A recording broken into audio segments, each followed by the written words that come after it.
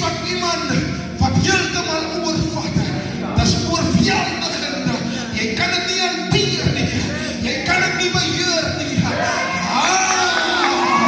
As die mense wat weet waarvan ek praat, dis hoekom Maria het gesê, hoe was dit dan moeilik dat een van de 12 en een 16-jarige jong meisje is en het eerste by een man in Galilea, maar wanneer die Heilige Gees oor jou sal kom, dan sal het jou ouders zijn.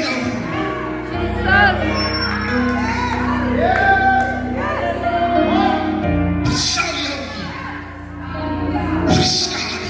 Halleluja. Heel in die begin was het dood, het was dol leeg, dit was woes.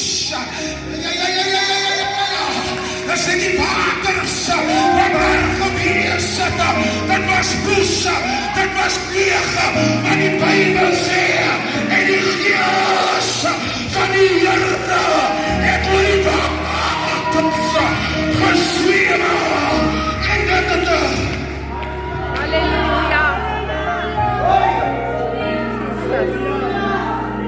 sê vir iemand, dis nie iets wat jy oor kan verdeel. Nee. Dis nie iets wat jy oor kan breek nie. Dis nie iets wat jy oor kan smog nie. Want met die woorde, inderdaad, Maria, jy kan nie eers onthou.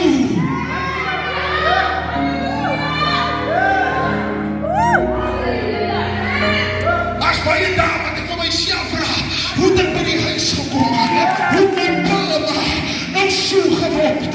Hoe het my gramering nou so gekom? Wanneer die Heilige Gees jy ons Halleluja. sê vir iemand, dat sy jou oorskade. Dat sal jy